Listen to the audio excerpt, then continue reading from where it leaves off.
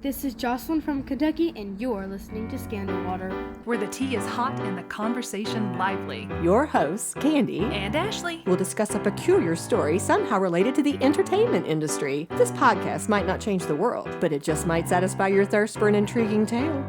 Oh, it's that time of day. Tune in and hear what the ladies say. It's time to bend your ear when the silver screen appears. Stories about the stage and screen and everything in between. So come on and join the fun. The curtain opens in 3, 2, 1. Hello, Ashley. Hello, Candy. We are back together again. It's We are. been a while. It has been, I believe, since May 1st for us. Are you kidding? I am not. That is longer than I even imagined. No. Wow. Okay, well, it's good to be back. Yes, it is. We had a nice break during May. We did, but we are ready to work today. We are planning, I'm just going to go ahead and tell you guys, we are planning to record 3 episodes. Plus a and mini-sode. Right. So saddle on up, Ashley. Yes, that's a perfect thing to say. Saddle up. Saddle up. You know what, though? We are starting a new theme because it's a new month, and this is going to be a fun one. It's different than anything we've done before. I'm excited. But rather than tell you guys right up front what it is, I thought it would be fun to start with this little clip. Actually, this is going to take you by surprise because you are not going to anticipate who you're about to hear from. Okay. Okay, you're going to wonder what the connection is. Okay. All right. I'm ready. I'm about to share with you a brief audio clip from an interview that the delightful Michael Caine gave. Michael Caine. Like something like 12 or 15 years ago. It's been a while. But this is an interview he did that was in front of a live audience. I'm going to share with you 2 little pieces of what he said. Interesting. John Wayne. And I remember John Wayne, there was a big charity do. And people were in the audience, like millionaires, putting up $50,000, $100,000 for someone to do something. And someone put up $100,000 for John Wayne to be or not to be from Hamlet. And John came up on it, and they gave him this speech, and he didn't know what it was, you know. To be So or he not went, to be. To be or not to be. That is a question. Whether 'tis nobler in the mind to suffer this land. Who wrote this? That was the first little clip. Okay. We'll talk about in a second. Okay. But Michael Caine goes on to share another little anecdote that involves John Wayne. The situation was, it was when he was this young actor and he had been booked to do this movie, but... When Michael Caine was a young actor. When Michael Okay. Caine, thank you. Yes, Okay. Michael Caine was a young actor and he was to do this movie and they put him in the hotel. His co-star was tied up. So he ends up sitting in this hotel for like 2 weeks with nothing to do. Oh, no. And he said he would entertain himself by going and sitting in the lobby and like watching all the famous stars that were going in and out. Yeah. So that's where this little story picks up. Okay. But I'm sitting there one day, and a helicopter lands in the garden and throws out all the plants and shrubs, and everybody's going nuts because you're not allowed to, you know, and there's gardens opposite the Beverly Hills Hotel on Sunset Boulevard, and this helicopter threw out all the flowers and everything, really. And we all waited to see who it was, and John Wayne had made a movie called Hundo, and he had this big hat on, and he was covered in dust, and he had flown in on a Friday. It was Friday lunchtime, and I was sitting in the lobby looking for film stars. You know, I had nothing to do. And John Wayne came in, and I looked at it. It was John Wayne, and I was a big fan of John Wayne, sort of all overcome. And then I'm sitting in this chair near the desk, and he's signing, and he looked around, he looked at me, and said, "What's your name?" I said, "Michael Caine." He said, "Are you in that movie called Alfie?" I said, "Yeah." He said, "You're going to do well, kid. Let me give you some advice." He said, "Talk low, talk slow, and don't say too much."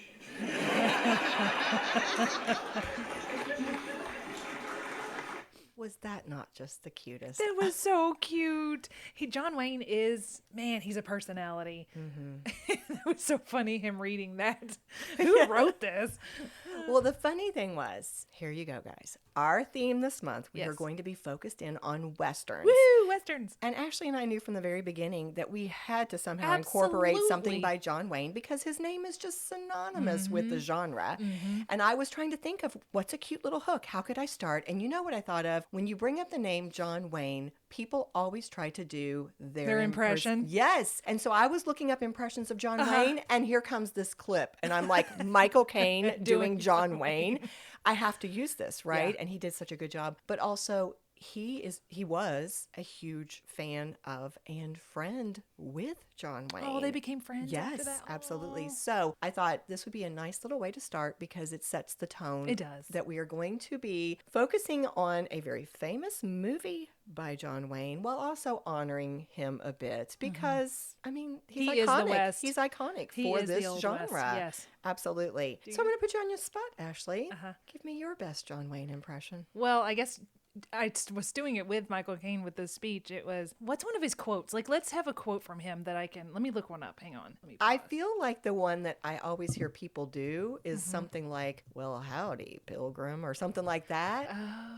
Except I can't do the John Wayne voice. I didn't even try, really. Well, actually, the one that came up was talk low, talk slow, and don't say too much. Which is what he said to Michael Caine. Yes, absolutely. Oh, that's funny. That's my best one, I guess. Okay, nice job. Yeah, it was okay. It wasn't my best, but I did my best. This theme of Westerns. Tell me briefly your history with Westerns. You know Ashley. what? It's very interesting because I didn't watch a lot of Western television, like Bonanza, Ponderosa, that kind of stuff. My sister loved them. She liked Bonanza a lot. But I did the Western movies when I Okay. was sick. You know, some people watch cooking shows when they don't feel good, or they watch, I don't know, just comfort television. To me, the Western was comfort television because it was just, there's a good guy, there's a bad guy. Good usually wins in the end. And I have seen a lot of John Wayne's movies. My favorite with him in it, I believe, is Rio Bravo with Ricky Nelson. He had a habit of having like well-known singers be in the films with him at the time that they were at their height of their popularity. That's an interesting question. The way you phrased that was as though John Wayne controlled that. I I don't wonder know. if that was his decision or if that was kind of the tendency within Hollywood at that time. I'm not sure because I read that in the trivia that he wanted Karen Carpenter to play Mattie Ross. But she was not well known as Karen Carpenter, yet he just heard her and he thought that her presence was so great. He wanted her to be that part. He also wanted his daughter to be it. Yes, But yes, I heard that. yeah, Karen Carpenter was another choice. Interesting. So maybe he did Maybe. influence that. I mean, he I was don't know. certainly influential. I mean, this was a man who was very highly regarded, so maybe he did have some control over who was cast or the approach that his movies took. But I will share with you, Westerns were not my thing. I've always been more drawn to, mystery, suspense, thrillers, rom-coms, that type of thing. I'll just be honest with you. When I was younger, I did not find them very appealing. And I think it was because I didn't know very much about them. In my mind, I saw them as kind of a lot of Shoot 'em ups kind of thing? Yes, Yeah. shoot 'em ups, cowboys against Native Americans, and it just wasn't appealing to me. And so what has been interesting is coming into this from the angle of somebody who's more of a Outsider to it. outsider, also like I don't know, not a movie critic, but somebody who's analyzing it. Sure. It's made me actually appreciate it from a different level because I've been able to, instead of just being a viewer and it not being my normal genre, I've been able to come into it looking at these things that I can appreciate because I'm viewing it from a different lens. Yeah. I'm looking at this really closely. Yeah. I'm looking at motivation, or I'm, Yeah. and so it's been really enlightening. It's made me appreciate things that I'd good. never really noticed before or thought about before. In saying that, coming at it from an analytical lens, when I watched them, I was not analyzing them Right. at all. It No, was you just just comfort to enjoy me. it. But it just reminded me when I rewatched all the first three. I haven't seen the fourth one we're going to do yet, but I will have by the time we record it. But the third one, I rewatched them in a different order. True Grit was the last one that I rewatched. And as I was watching it, I was reminded, oh, this is why I like this. It sounds like home. Their dialogue, the way they talk, specifically in True Grit, not the other two, but the way they talk in True Grit sounds like my grandparents. Oh, interesting. And the dialogue and the way they phrase things, it sounds like what I grew up with, which is probably why it was so familiar and so comforting to me. Interesting. Well, Ashley just named the movie that we are Oh, going to yeah, be sorry. focusing on. No worries. We debated because, John Wayne has been in, Yeah. what, close to 200 movies? Yeah. So there were so many to choose from. I started Googling top John Wayne films, top John Wayne roles, and True Grit would come in time and time again within the top 3. Searchers, actually, the searchers came up a lot, although it was pretty dark. So we settled on True Grit, and I'm glad we did, because we're about to talk about our impressions of watching the movie, but I think we both agreed that we enjoyed seeing a strong female heroine. It was cool. Yeah. So what's the first time you saw it? Ooh, I don't know the first time I saw it. I recall the last time I saw it was 2010 because it was when the remake had come out. Oh, yes. So Brian and I watched the original before we went to see the remake. So I had not seen this in probably, 15 years. Oh, okay. At least not fully. I'd seen clips from it on YouTube when we would watch, if you watch stuff like Best Westerns and clips from Best Westerns, but I had not seen it in its entirety. And I gotta say, I liked it better on this most recent rewatch because poor Mattie Ross, the Kim Darby, I did not have a lot of respect for her performance early when I was younger. And when I rewatched it, I thought, oh, she did a really good job. She can't help what irritated me, which was her clothing and her hair. Right. Which didn't fit the period. No. But I had more respect for her this time, which we can talk more about later. Well, let's go ahead and say we both agree that her hair and her clothing looked like The Sound of Music. Absolutely, 100%. Maria and The Sound of Music. And it was so distracting to me Yeah, as it was. well. It was. Yes. And I realized that I was so mad at her hair and clothes that I attributed that to her whole performance because I remember thinking about the remake, oh, I liked it so much better because that girl was so terrible in it. But then when I rewatched it, I was like, she wasn't bad. It's just her hair and her clothes. I liked her last outfit the best, the blue long sleeve shirt and ditch the hat and then her culotte looking stuff because it looked more period. Don't put her in the Sound of Music Maria clothes. It just didn't work. And also, I think part of it might have been that she was trying to play younger than Yeah, she was. yeah. And in trying to play younger, because in actuality, she was a 21-year-old woman. It had a kid and I think was going through a divorce or She something. was. Yeah, we'll talk about that. But when you're 21 and you've got that life perspective and you're trying to play younger, I think sometimes it might influence how you come across, But you mentioned the remake. Let's go ahead and say this right now. Yeah. We have decided to make our mini-sode. The remake. Yes, we're going to focus on comparing the original to the remake with a heavy focus on the remake since we're covering the original so much in this particular episode. But if you're interested in hearing our thoughts about how the 2010 stacks up, join us for the mini-sode. Yes. You can do that by becoming a member on either Patreon or Buy Me a Coffee. All right. But let's go ahead and share a few more of our impressions. I, by the way, had never seen a full John Wayne movie. Really? My dad liked Westerns, and so I think I'd seen little pieces of things here and there, and I definitely had seen like some TV Westerns. But in terms of a John Wayne movie, I don't think I'd ever seen a complete movie. So this was my first one, and I have lots of thoughts. Let's just kind of pop back and forth like we do. One of the things that struck me was the humor. Yes, I loved it. Yeah, there was humor in this. Yes. And again, I'm speaking from probably misconceived notions. My perception of a John Wayne movie would not have involved so much humor. Really? Yeah. And so I thought, I liked the way that John Wayne, his character was vulnerable, could be kind of poked fun at by others. He also kind of made light of himself. And there was more humor in this than I anticipated. Yes. Yeah, there is a lot of humor in John Wayne's. I don't know about his early work, but I would say this period of time, these Westerns, the John Wayne Western, kind of the cookie cutter John Wayne Western, you're going to have humor. You're going to have probably a musical star, and you're going to have this. This just seemed like the most John Wayne movie to me. This was the perfect one to choose because it just had all of those elements where he's crotchety and there's this person that he can play off of, Glenn Campbell, which poor Glenn. Even Glenn knew, even just as a sidebar, even Glenn, I read a quote where he said something like, I'd never acted before and my record still stands. Yes.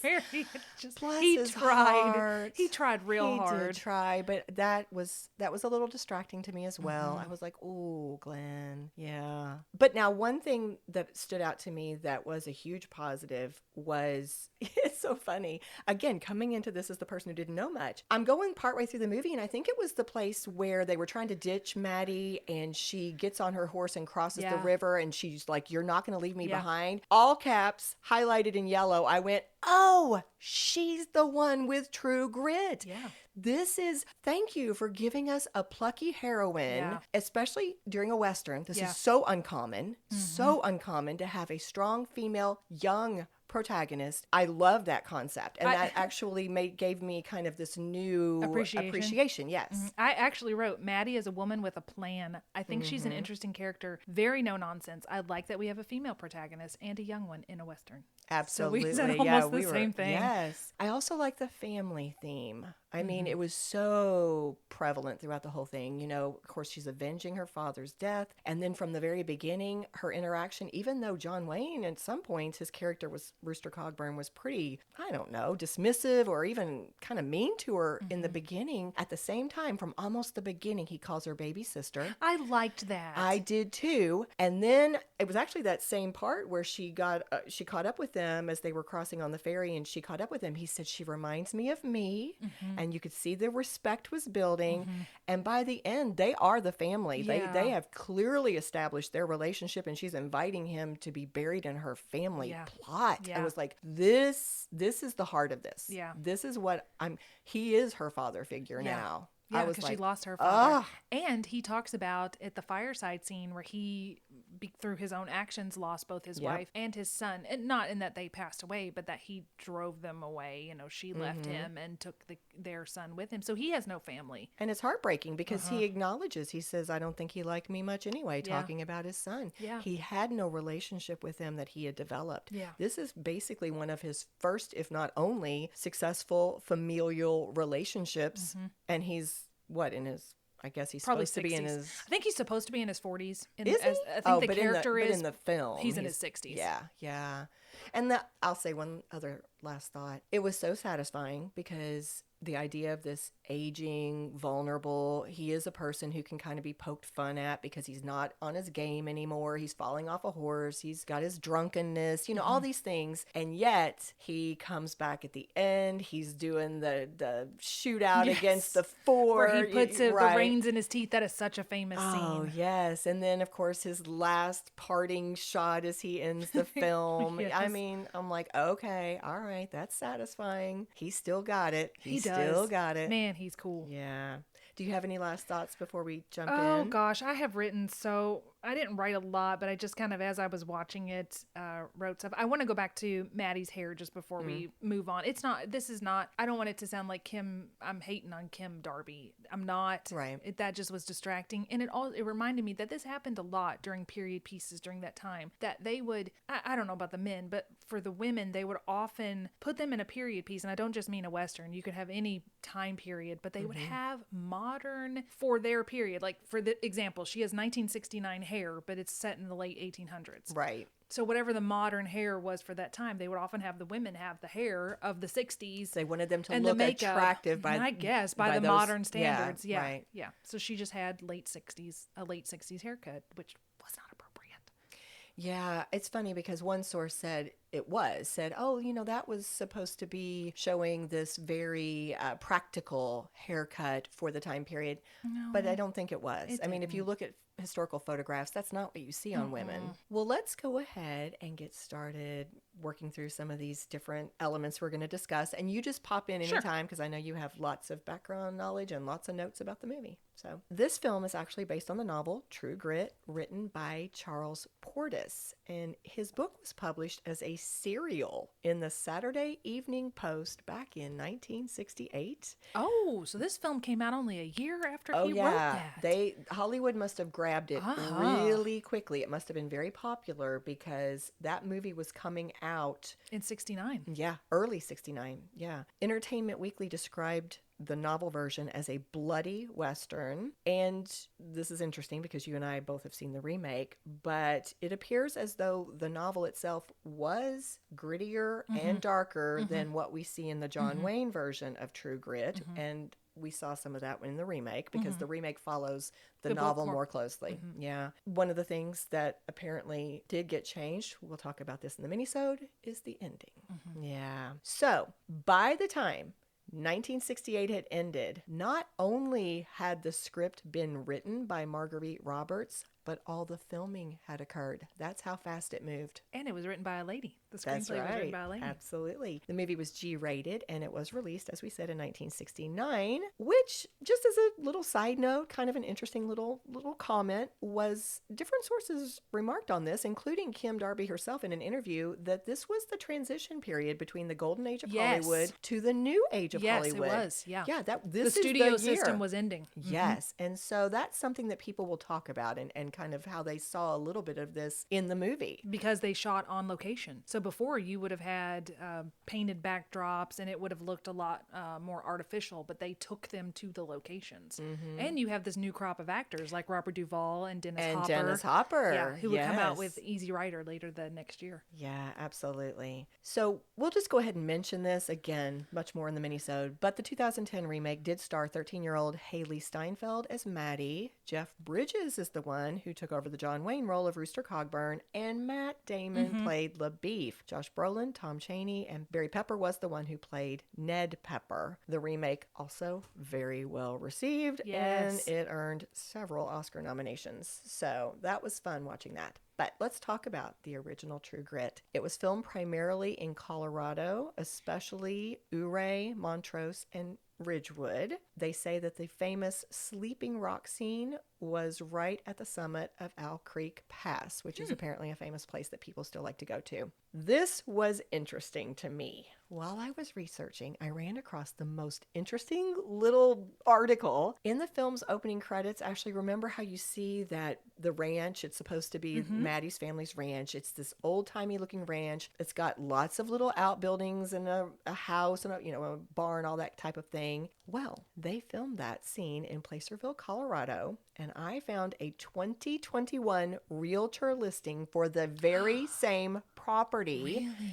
The owner had carefully preserved most of those buildings that are shown in the film, but had since added this huge, luxurious new 6,200 square foot home, but it's kind of like away from where the other buildings are. It's actually a 374 acre plot of land, so they had lots of property to deal with, Yeah. but to work with there. But they were putting this up for sale, and they had a photo of the way it looks today up against the way it looks in those opening credits. And it's the same? It's almost the same. That's I'm gonna put it in the cool. show notes. That and is cool. I'll let you look at it, but I thought it was super cool. The asking price back in 2021, I don't know how much they got, but it was $10,950,000. Oh, okay. Well, I'll just grab that out of my pocket. That's right. That's right. So before it even began, this movie had a lot going for it. There was an article in The Guardian that said this about the team that was behind the film. Quote, its legendary producer, Hal B. Wallace, was the driving force behind such golden age classics as Casablanca and The Adventures of Robin Hood, and its director, Henry Hathaway, cut his teeth as Cecil B. DeMille's assistant on 1923's Ben-Hur before spending decades making studio westerns, including a 1932 debut that gave Randolph Scott his start and 7 films with Gary Cooper. Yeah. And then, of course, there's John Wayne as Rooster Cogburn,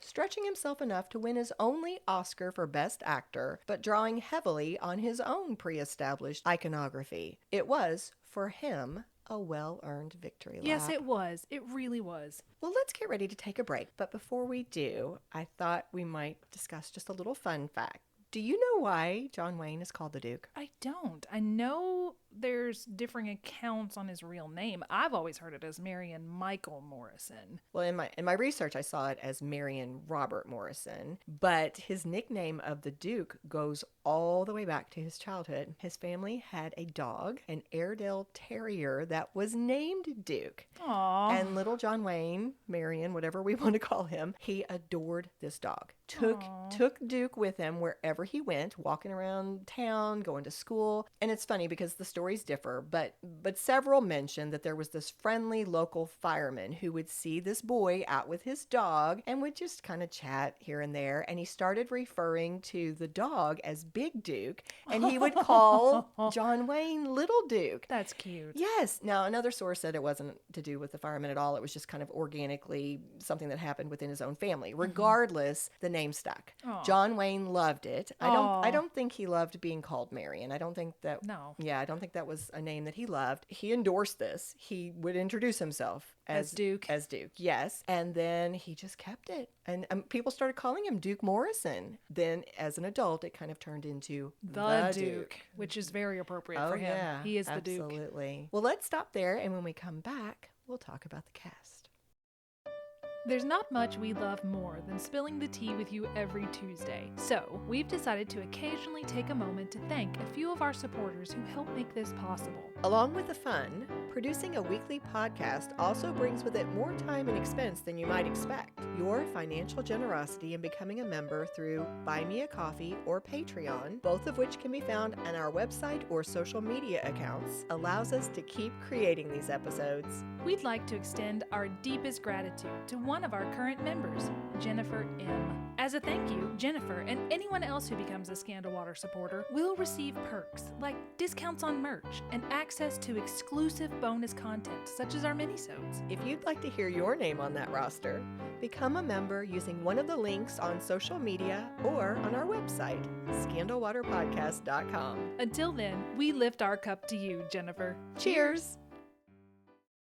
And we are back. So, of course, we have to start with John Wayne, right? I mean, yeah. He, of course, played this iconic role, Rooster Cogburn. In May, a site called Gold Derby published an article where they ranked John Wayne's top 25 roles. On their list, True Grit came in third, and here's what they said.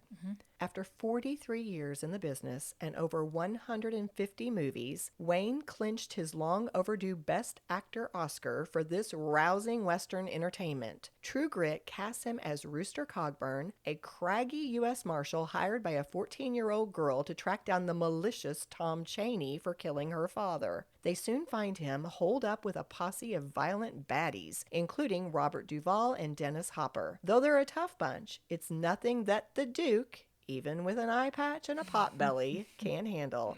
In addition to the Oscar, Wayne also won a Golden Globe for his performance. He reprised the role in a 1975 sequel, Rooster Cogburn, and a 2010 Coen Brothers remake starring Jeff Bridges followed.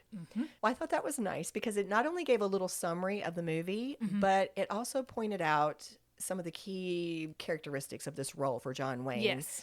And the fact that it did win him this acclaim. I mean, this man had done all these movies, and this is what brought him this Oscar and a Golden Globe. I like the way that, I've said it before, I like the way they talk in this film, and I didn't write down a lot of his quotes. I wrote down a lot of the quotes in general, but one of the things, it just sounds poetic because one of the things he says is, young fella, if you're looking for trouble, I'll accommodate you. Otherwise, leave it alone.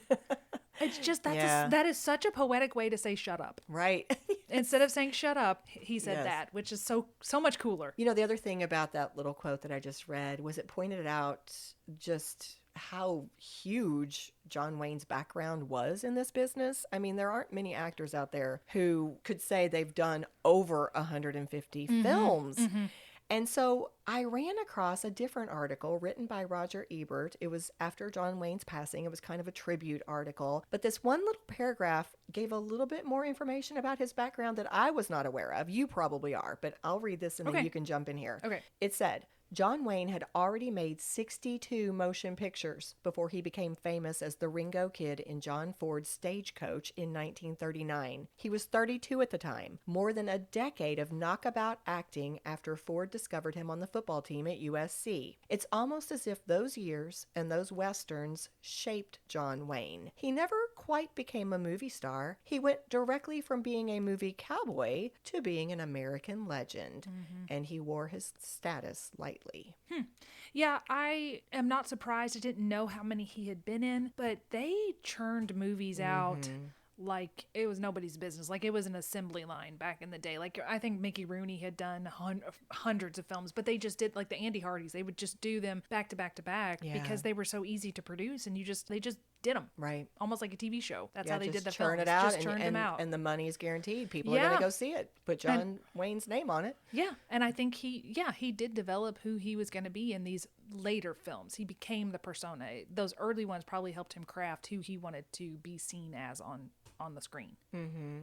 And his identity, what we see him to be, was so different from who he was as a person. Oh, it usually is that way. Right. It's so funny to think about him being this big football player. Like, Yeah. that's not my image of John No. Wayne. And then to hear that he did not like horses and he did not teach his own children how to ride a horse because he was not interested in doing that. Well, he did a lot of work. Right. He's like, I've got enough. Thank you. And there is no way for me to prove this, but I heard and read that he based his famous walk on Wyatt Earp. I saw that as well. I saw that as well. Which will come in later in the month. Exactly. Yeah. So just for context, I looked this up. I was trying to kind of get it in my head. John Wayne was filming this role for True Grit 4 years after he'd been diagnosed with lung cancer. So he had been dealing with health issues for quite some time. He was in his early 60s as he was filming this. And this was a different role for him, according to John Wayne himself. I mean, he straight up said in that interview with Roger Ebert, "It's my first decent role in 20 years and my first chance to play a character role instead of John Wayne. Ordinarily, they just stand me there and run everybody up against me." Yeah, it had gotten to that point. I mean, I said that I enjoyed them and they were comforting, but they were not necessarily great movies. When he was paired with Maureen O'Hara, I think that was a good pairing and she gave him somebody to act across. But in the other ones that I enjoyed, they're by no means fantastic films. They're just entertaining because they're comforting, keeping me company. I will say that I thought of the other two that we're going to record today, John definitely had more of a presence on screen than even the other two. You know, there were long patches of time in the other two films that we're going to cover where you didn't see the lead man. Right. John was there. John had more dialogue probably than the other two put together that we're going to cover. Oh, yeah. He and the character of Mattie, were Mattie. the clear leads. Yes, they were. Clear leads, yes. We've already touched on this, but just to develop this just a little bit more, the character Rooster Cogburn was an aging, alcoholic U.S. Marshal with an eye patch over one eye and a body that was no longer lean and fit. And instead of being the swaggering hero, which John Wayne often was, this was the character that the audience was kind of invited to sometimes laugh at, or definitely at times to feel empathetic toward. In fact, John Wayne said Cogburn was, quote, "not like I've done before," and he talked about enjoying the opportunity to show his range. I bet he really did, because he had probably fallen into this pattern of just being the same person. It's a paycheck. We're going to get it done. But this gave him a chance to act and to be something. Yeah, and he was proud of it. He said I think it was the same interview with Roger Ebert. He called out a scene from this movie as being the scene that he is most proud of out of his entire acting career. It's the part where they are staking out that old cabin, waiting for the outlaws to return, and he's having that little heart-to-heart with Mattie. Yes, where he talks about his family. Yes, he starts to open up, and he's talking about all those wonderful things, and he told Roger Ebert, "I guess that scene in True Grit is about the best scene I ever did." Oh, that's sweet. I know, I love it. So, a sad note, just kind of digressing just a tiny bit, and I know this is something that you knew about. You and Brian, I think, were the first ones who brought this to my attention, but John Wayne's children are convinced that it was his involvement in one of his old movies that caused the cancer that led to his death. Do you want to tell them I don't remember quite what I know. Brian told you this, so I don't remember it, so I'll let you tell it, but I want to point this out because I may not get a chance to. I read that this film was released on June 11th of 1969, and John Wayne died June 11th, 10 years later to the day. And what was interesting is I rewatched this on June 11th of 2025. Ooh. And it was weird because I didn't know that connection. So whenever I finish a film, I always go to IMDb and read through the trivia. And I was like, whoa, what day am I watching this? June 11th. It was cool. Yeah, meaningful. Yeah. Well, I did look it up. I mean, I didn't do a deep dive, but I did a quick little superficial search. And John Wayne had been in this movie where he played Genghis Khan. It was called The Conquerors. And to be quite honest, this movie is widely regarded as just being awful. Terrible. Because why would you put John Wayne as Genghis Khan in the first place? Yeah. So this is not even a movie that really did anything for anybody's career or brought in a great deal of money. So anyway, but here's the situation. And potentially destroyed his health. Exactly. And not just his. Yeah. So it was released in 1956, but it was filmed in 1954 near St. George, Utah. And St. George was only 137 miles from this atomic testing range in Nevada, which was the site where 11 different nuclear bombs had been detonated the year before. Not only did the cast and crew film on that location for quite some time. So they were on that location? Because you just said it was 100 some odd miles. They were on this location that was 137 miles from the testing site. Okay, gotcha. Yes. Okay. So they were there in that spot, eating local meat and produce and filming during the day and all that. But even when they went back to finish filming in the studio, they brought the execs or, whoever was in charge of the movie had brought, I don't even know how much sand from that site back to the studio for retakes and to make it look authentic as they were filming whatever else they needed to film. So they were still dealing with the sand even when they weren't there physically in person. So back in 1980, I found the article. This was in People magazine. It was entitled, "The Children of John Wayne, Susan Hayward, and Dick Powell Fear That Fallout Killed Their Parents." Wow. And by the way, Susan was a co-star. Dick Powell was the director and producer as well, as I believe. But here is a quote from this 1980 article. Okay. Of the Conquerors, 220 cast and crew members from Hollywood, an astonishing 91 have contracted cancer, People has ascertained. 46 of them, including Wayne, Hayward, and Powell, have died of the disease. Another star of the film, Pedro Armendariz, survived cancer of the kidney 4 years after finishing the movie, but killed himself in 1963 at the age of 51 when he learned that he had terminal cancer of the lymphatic system. Man. Says Dr. Robert C. Pendleton, Director of Radiological Health at the University of Utah, quote, "With these numbers, this case could qualify as an epidemic. The connection between fallout radiation and cancer in individual cases has been practically impossible to prove conclusively, but in a group this size, you'd expect only 30-some cancers to develop. With 91, I think the tie-in to their exposure on the set of The Conqueror would hold up even in a court of law." Wow. Now, I'll be honest with you. I just did a quick little Google search. I know that some of these people had talked about suing. I don't know if they ever did. I don't know what happened if they did. I do know a 2023 documentary came out called The Conqueror, Hollywood Fallout. Patrick Wayne, son of John Wayne, and Timothy Barker, son of Susan Hayward, were two of the people who speak on it. I did not watch it. Okay. They apparently still have these feelings because this was a recent documentary. To be honest, this was not a widely seen documentary. Not many people had reviewed it. In fact, it had 2 reviews and one of them was calling out errors. So again, I can't tell you about And it's also hard because John Wayne also smoked. So smoking causes cancer. So how do you say this is what did it? Although it's a really good case for it. Really good. It really does make you wonder. Yeah, absolutely. And who knew that, the last 2 episodes we did before this one comes out was on Chernobyl? Who would have thought that there would be a tie between Chernobyl and John Wayne? I know. But nuclear fallout. Who would have thought? But anyway, so it's sad and goodness, I hate the thought of these people's Suffering involvement like that, yes. in this one movie contributing to this ending that they went through that was painful and, but at the same time, we wanted to make sure we mentioned it. I think it's a good thing. Susan Hayward died in 1975. We've already said John Wayne passed in 1979. Well, let's move on to a lighter topic. We're going to talk about the next cast member, Kim Darby. We've referenced her several times. She is the one who played the female lead in the movie Mattie. We've already said she was 21 years old. Now, a Los Angeles Times article said that the producer, Hal Wallace, originally wanted Mia Farrow to play Mattie. Yes. Yep.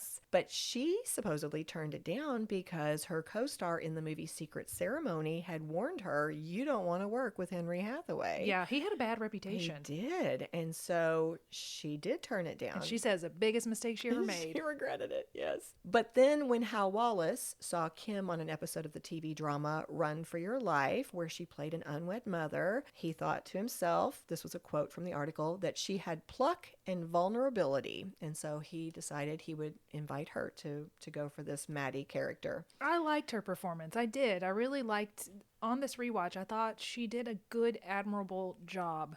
And she was working with the Duke. Yeah. That's a formidable person to act against. Yeah. And we've said it already, her circumstances were hard. This is a quote from an interview she did with Roger Ebert back in 2012. I just had Heather, that was her daughter. I started the picture 2 weeks after she was born. Wow. I turned down the role 3 times, but Hal Wallace, the producer, kept after me.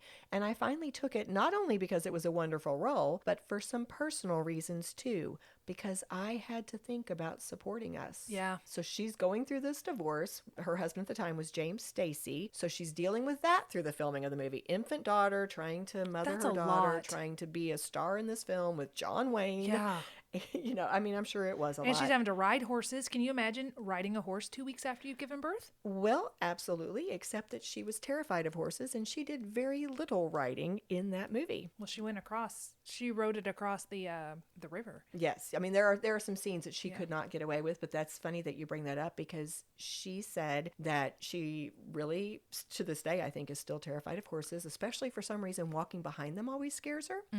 And she had a lot of respect for Haley Steinfeld, who did a lot of her own horse riding in her filming of the movie. But she said in an interview, this is Kim, I had a stunt double. She was about 65.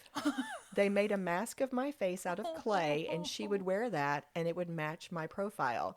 She estimated she probably wasn't on a horse more than 5 minutes during filming. Well, good for her if she can get away with it. But this makes my note even more of a compliment to her acting because I wrote, Mattie really likes horses. It's the first time we see her genuinely smile. Oh, see? When she meets little Blackie and she's petting him and loving on him. And the other thing I want to say about her acting is that she finally allows herself to feel grief when she's holding that necklace. Like she stayed upright and firm until she has this moment by herself and she's holding a necklace and she finally just, allows herself to feel something. And I will say it's funny because I know that this is me imposing my own thoughts and beliefs onto a film, but I was happy to see some emotion from her because she had been so stoic prior to that. In terms of Candy's perception, I was like, for me to believe that you are so gung-ho and so bent on getting justice and revenge for your father's killing, I want to know that you had this strong emotional love for him. The way they portray it, which I'm sure is how it was in the book, but when it was like, you can kiss your father and she just ignores it, or when she's just seems so lighthearted, I was like, do I really believe? Why is it that you Why do you want this revenge? Yes. What is driving you so hard? But I think that actually brings us to another theme. Was it as much emotion as justice? Because she seemed like a woman who really believed in right and wrong and justice. Was it a combination of the two? I think it was a combination of the two. I think it was a combination of the two because in the Wild West, you didn't really get that emotionally attached to people because there was the chance they were going to die. You knew people were maybe not gonna long live for that the long. world. Yeah. It was just part of life. Dying was a part of life. Right. Which reminds me, the dying. Have we talked about the scene at the top where the hanging? Oh, let's talk about that briefly. Ooh, my note was, let me find it here. What ghoulish people we can be. I know the hanging scene was historically accurate, or at least Hollywood accurate, because everybody portrays hangings as almost a festival affair. And then when the servant tries to cover her face, she says, no, I'm here. I'll watch it all. And then after it happens, she just goes, goodness. And that was it. Yeah. I felt like that was a powerful scene. It was disturbing, but I had notes about it too. I was like, it's like we're at a party. It's like we're at a fair or something. Like, hand me the popcorn. Yeah, like, we're going to watch this person get hung. Yes, it was so concerning, but I think it really did set the tone of what life was like. I know it was, I think it was historically accurate. And again, developing that idea of her true grit. Right. She may be young, but she's seen a lot. I've got this. Don't you try to, censor me. I'm going to do everything. Going back to what we were talking about, though, we've said that Kim Darby herself was going through so much. Reflectively, it has made her think about her own performance because in one interview, she said, the first 10 days of the movie, I would love to do over again. I think I was more concentrated on my child because she was such an infant. So she recognized that she didn't necessarily come in full force, that she wished she could redo a few things. But people have asked her time and time again about her relationship with some of the actors. One, of course, being John Wayne. And her response is that they were not super friendly, but they were very professional. Like, it was a very polite relationship. They were both focused on doing their job. She said that she respected him. One of her quotes was, "He was there on set before anyone else and knew every line perfectly." Famously, there has been a lot of talk about John Wayne not thinking she did the best job and that she wasn't the greatest actor. In fact, I think one of the speculations that I saw was that he was not happy that his daughter did not get the part, and that might have made it a little harder for somebody else. Yeah, to win his approval, since he really hoped his daughter would be doing it, right? But Kim Darby shared one really sweet story about John Wayne and the kindness he showed toward her. So I'll briefly tell you what happened. There was a photo session on the Paramount lot one day. I think this was after filming had ended, maybe. But this photo shoot included did you see that? Yes, keep going. All the big name stars were in it. The people who were working in the studio at the time. You had Barbara Streisand, Clint Eastwood, Lee Marvin, John Wayne, Rock Hudson. I mean, it was just this little crowd of huge stars. And Kim said she was just kind of sitting on this little stoop, watching all the action like probably everybody else was. And suddenly the Duke stepped out of the shot. He walked over to her. He said, "Hey, kid," held out his hands. She put hers in his and he pulled her up. And then he walked her over and placed her in the center of the photo. And she said it was just the biggest kindness. It just meant really so is. much to her. It kind of tells me that even if he felt like she wasn't the best choice early on, that as in the film, she won his respect. Because I don't think he would have done that if he didn't think she deserved it. Yeah, I think so too. I think I found that photo. I believe I have. So I'll put that in our show notes. Cool. Now, Glenn Campbell, bless his little heart. That's such a Southern phrase. God love him. God love him. He tried. He was a big star at the time. He was. But he was known for his music. singing. His singing. Yes. And he was a celebrity. I think he was a little bit of just a personality. Well, a personality. And also, I mean, I think he had a reputation for being a good looking fella. You know, he's like a celebrity movie star, because by the time the movie came out, he'd already had his own variety show, I think, for a few months. Really? It was called The Glenn Campbell Good Time Hour. Yeah. My notes say that actually it started about 6 months before the movie came out. So, like, this is a popular guy. He had some hits. Yeah. Like, by the time I Get to Phoenix was one of them. He goes into the movie. He's got a name, but zero acting experience, which I think you'd already said. He said in a 2012 interview, "I had never thought about being an actor because I am a singer and a guitar player." But he said he was thrilled to be offered the role. Heck yeah. Well, I mean, not just because it was the money and a door into film work, but he was a huge John Wayne fan. Same reason I would have said yes. Yes. What would you like me to do? Yes.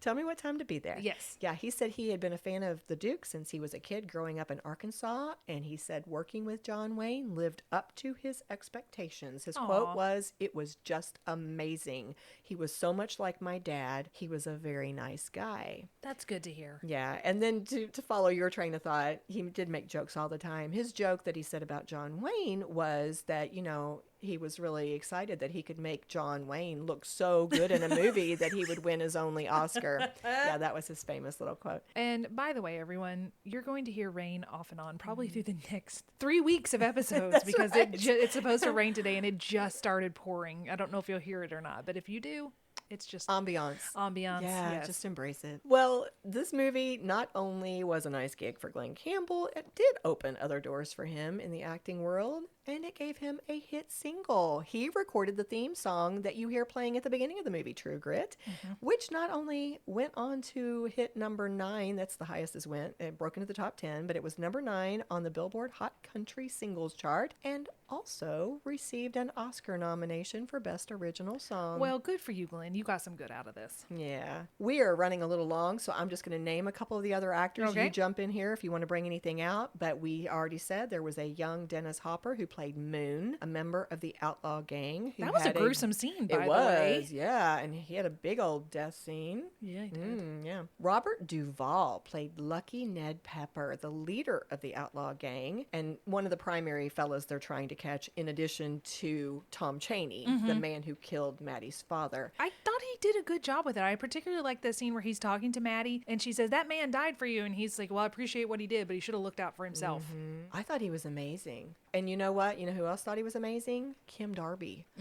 This is really kind of cool. As I was Googling, I saw that Kim had been invited to this event in Lexington, Kentucky in 2023. And it looked to me that it was a fan event where they had called her in and they were showing True Grit. So they did like this audience little Q&A and kind That's of a cool. brief interview. And then they did a showing.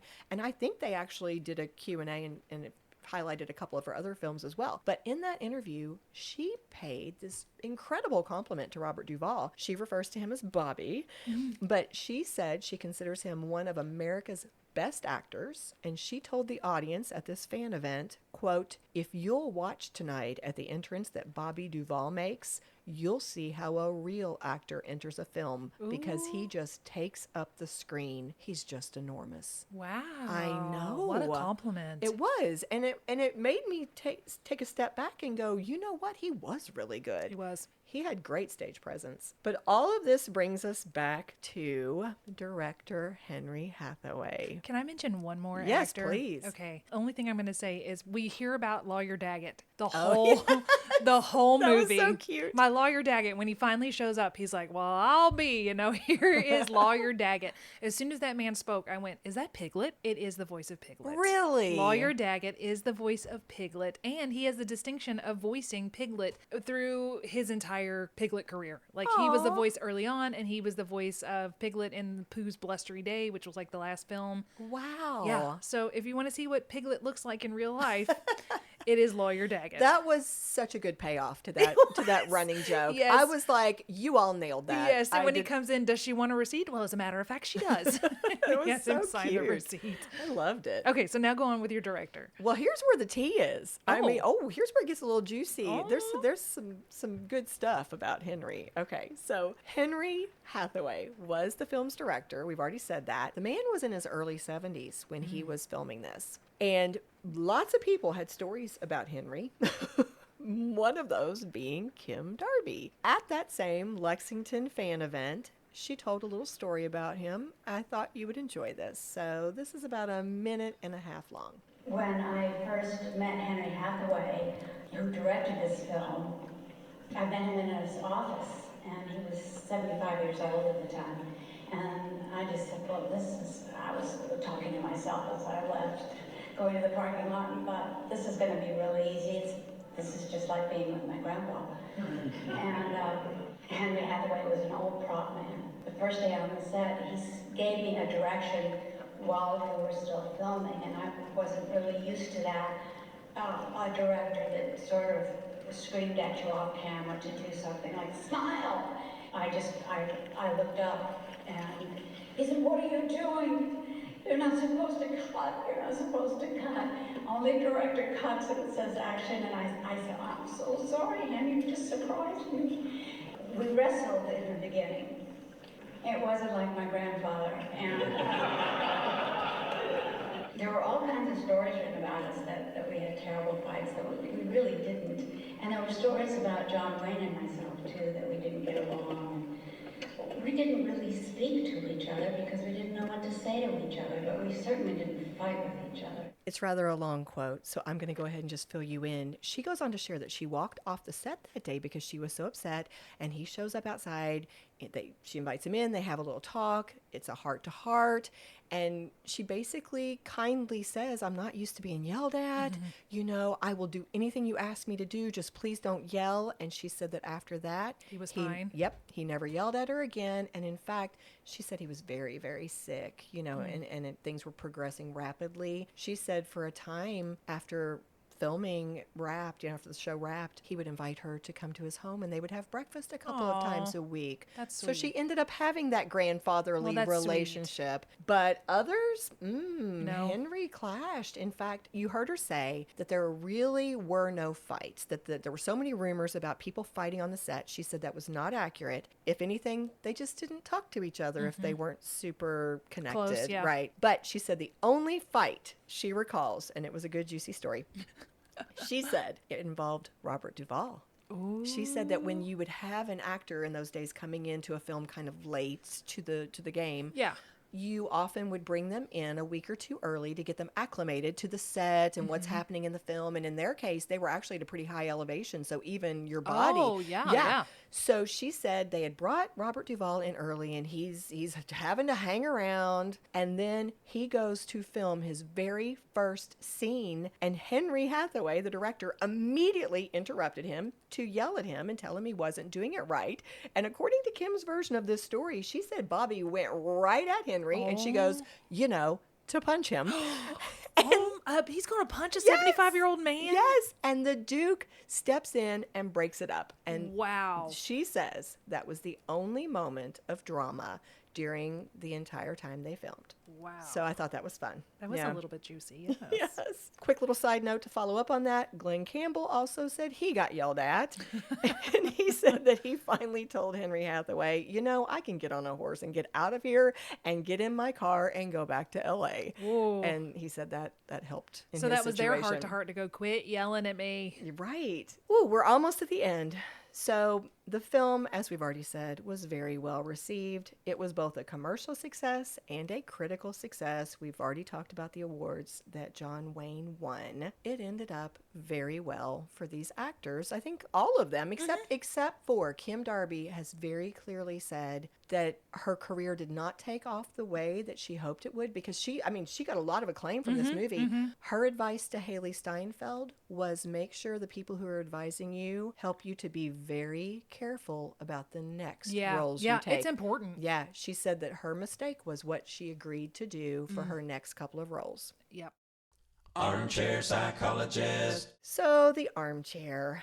According to Wikipedia, John Wayne was in 169 feature-length films, not including television appearances or other gigs like voiceovers or whatever. Wow. So my question to you, Ashley, when we think about this character, Rooster Cogburn, what is it about this character that was a standout for a man who had something like 200 characters he'd played? What are your thoughts? Well, I think most immediately the thought that comes to mind is that Rooster wasn't perfect. And I think in his other films, he was kind of held to this really high regard as the ideal cowboy. Yes. And Rooster wasn't. Rooster was vulnerable. Rooster had family problems. Rooster had a drinking problem. He was out of shape. He didn't have an eye. He was literally missing an eye. So I think he was just more of a character and gave John Wayne the ability to play someone that was a little more real, but he also still had a sense of humor. And he loved his cat. I love that he loved his little General Price. And he acknowledged that he didn't have a family, and that was his name Chin, the character, the shopkeeper that he lived with. Yes. I can't recall his exact name, but we know who you're talking about. Yeah. So that and his cat, that was his family. That was his family. And he wanted to do right. But he also didn't want to be bothered. He's like a person who's come to the end of his career and he's like, if it's not worth it, I really don't want to do it. And because of his drinking, he did it for the money, but Mattie won him over. So I think he was kind of mean to her at first. His character was a little bit mean to Mattie at first because he was letting her earn her spurs. Like, are you serious about this? Because I don't want to be bothered. I could just be here and rest if you're not serious about this. And she proved herself, and that's when she started to win him over. But anyway, as far as his character, I just think it's because he wasn't perfect. It's interesting just to kind of follow. You said something, and of course, my brain, my wheels are churning. I'm like, I don't know that he did have a wonderful sense of right and wrong, because even in the beginning of the movie when she first encounters him, and actually even as we go through the movie, he has absolutely no qualms about murdering anybody. Nope, I mean, I'll just go ahead and shoot the first two that come out, because then the other. That's true. And he didn't understand that taking the money from that bank was stealing. Oh, that's very true. I forgot about that. Yeah. He needed the money. So I think he was a complex character. He was a complex character, and I think Mattie changed him.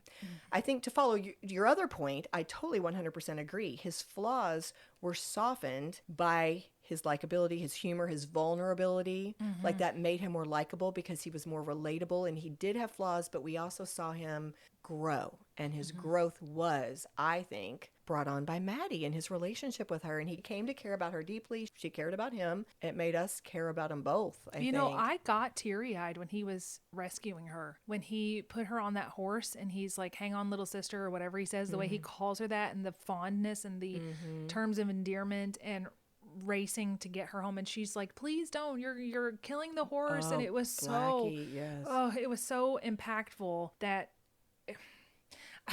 there was we'll talk about it again, a little difference in the running to take her. Like, he borrows those people's wagon. I was like, you're not borrowing that wagon. You're full on stealing it, sir. Yes. But it was beautifully done. Yeah. I like their relationship. That's the number one thing for me. The number one thing for me is I didn't think a lot of him as as a character, as Rooster Cogburn. Himself. Right. I didn't think much of Rooster Cogburn at the beginning. But I don't think we're supposed to. Exactly.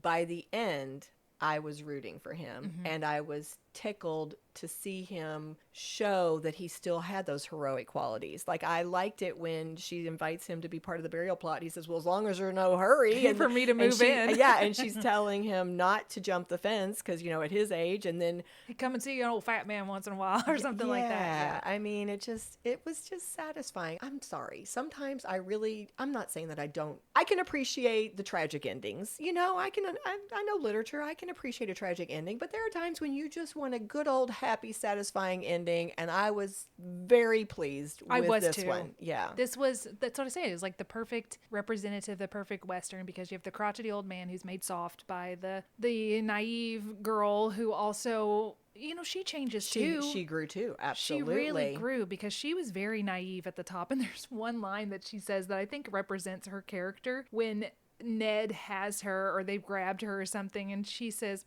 my family has property and I don't know why I'm being treated this way. It's like, you don't understand. This is real life, and it doesn't matter if your family has property and you're kind of spoiled and you're the one that runs the family finances and everything. Everything was black and white to Mattie. Follow these very clear-cut societal rules. And also right and wrong in terms of expectations, or whatever it might be. But all right, well, that brings us to the end. I mean, it's obvious who we're going to cheers, right? John Wayne. Absolutely. Cheers to you, to the Duke. Cheers. Cheers. If you love what we do, please rate and review our show, or become a supporter through Buy Me a Coffee or Patreon. Whether a single gift or recurring monthly donation, your support is what allows us to keep the tea brewing. Subscribe on your favorite podcast app or the Scandal Water Podcast YouTube channel, and follow us on Facebook, Instagram, and TikTok. Show notes are available at our website, scandalwaterpodcast.com, where you can also access the merch store and more. This episode was executive produced by Candy Thomas, that's me, and Ashley Raymer Brown, that's me. It was researched and written by Candy Thomas and edited by Ashley Raymer Brown. A special thank you to Josh Martin, who wrote, composed, and performed the Scandal Water theme and other music. Matt C. Adams, who created the artwork, and Joshua Reith, who designed our website and provides ongoing technical support. As a reminder, this podcast is purely for entertainment purposes. The thoughts and opinions of the host during each episode of Scandal Water are their own and do not reflect the opinions of any future guests, advertisers, or clearly professional psychologists. Thanks for listening.